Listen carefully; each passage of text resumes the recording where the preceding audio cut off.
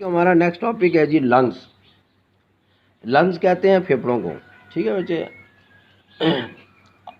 All the alveoli on one side outside a lung there is a pair of lungs, यानी lungs का एक जोड़ा होता है इन द थोरैक्स कैविटी के अंदर। The chest wall is made up of 12 pair of ribs. जो सीने की जो दीवार होती है ये 12 जो है हड्डियों पर मुश्तमिल होती है, 12 जोड़ों की हड्डियों पर मुश्तमिल होती है, जिन्हें रिब्स कहते हैं। The ribs muscles called intercostal muscles, a thick muscular structure called diaphragm is present below the lungs. Lungs के नीचे जो है डायाफ्राम मौजूद होता है। ये एक जो है मस्कुलर स्ट्रक्चर होता है जो कि जो है हेल्पफुल होता है जो है महफूज करने के लिए लंग्स को। The left lungs is slightly smaller and has two lobes and the right lung is bigger than with the 3 lobes. There are spongy and elastic organs. ये स्पंजी और इलास्टिक ऑर्गन्स होता है, आसानी के साथ जो है ये फूलता है और सिकुड़ता है। Lungs has also have blood vessels. Lungs के अंदर भी ब्लड वेसल्स मौजूद होते हैं।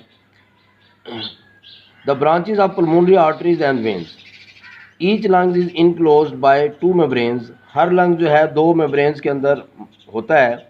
इन मेम्ब्रेन का मकसद ये होता है कि ताकि जो है जब लंग सिकुड़े और फैले तो ये जो है बाकी जो बॉडी की बोन्स हैं उनके साथ ना टकराए।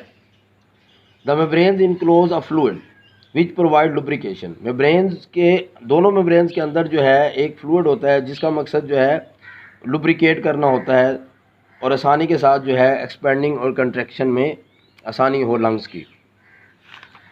अब नेक्स्ट हमारा साथ ही टॉपिक है छोटा सा एक और, मैकेनिज़्म ऑफ ब्रीथिंग। ये डायग्राम से आपको पहले इसको अंडरस्टैंड करें। देखें बच्चे, मैकेनिज़्म ऑफ ब्रीथिंग 2 हिस्सों पर मुश्तमिल है, इनहेलेशन एंड एक्सहेलेशन। इनहेलेशन को इंस्पायरेशन भी कहते हैं। ड्यूरिंग इनहेलेशन के दौरान क्या होता है, रिब्स मसल जो है कंट्रैक्ट होते हैं।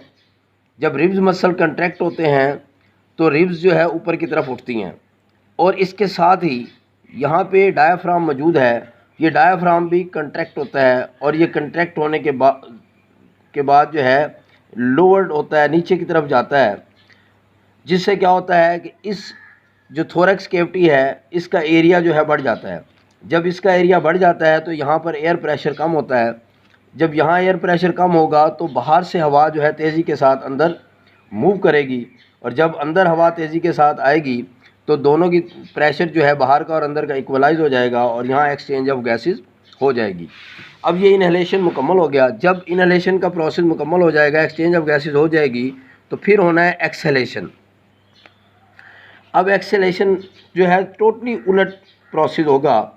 इसमें क्या होगा कि रिब्स मसल जो है, ये वाली जो मसल हैं ये रिलैक्स करेंगी। जब ये रिलैक्स करेंगी तो ये जो है ऊपर की तरफ उठेंगी, जब अपनी ओरिजिनल पोजीशन पे आएंगी। जब ये ओरिजिनल पोजीशन पे आएंगी और इसके साथ ही ये जो डोम शेप जो है ये डायफ्राम है ये मूव करेगा अपवर्ड ऊपर की तरफ अपनी ओरिजिनल शक्ल में, तो उस वक्त क्या होगा, इस थोरैक्स कैविटी की जो स्पेस है ये कम हो जाएगी। जब इसकी स्पेस कम होगी तो यहाँ पर जो है प्रेशर इंक्रीज़ होगा और प्रेशर इंक्रीज़ होने से जो है हवा जो है तेज़ी के साथ बाहर आएगी और जब हवा बाहर आएगी तो जो है जो डीऑक्सीजनेटेड एयर होगी वो बाहर आ जाएगी और फिर इसी तरह से ये अमल जो है चलता रहेगा। अब इस को हम यहाँ से स्टडी करेंगे। The mechanism of breathing. The physical movement associated with the gases exchange are called breathing. There are 2 phases of breathing, that is inhalation and exhalation. During inspiration, the ribs muscle contract, the ribs are raised. At the same time, dome-shaped diaphragm contract and is lowered. This movement increases the area of the thorax cavity, which reduces the pressure on lungs. As a result, the lungs expand and the air pressure within them also decrease.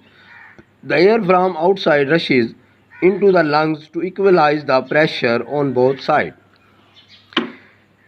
Expiration or exhalation. After the gases exchange in the lungs, The impure air is expelled out in exhalation. The ribs muscle relax, brings the ribs back to the original position. The diaphragm muscles also relax and it gets its raised dome shape. This reduces the space in the chest cavity and increase the pressure on the lungs. The lungs contract and the air is expelled out of them. बच्चों, I hope कि आपको ये अच्छी तरह समझ आ गया होगा। आपने इसको बहुत अच्छे तरीके से लर्न कर लेना है। ये लॉन्ग क्वेश्चन है ये भी। ओके, अल्लाह हाफिज़।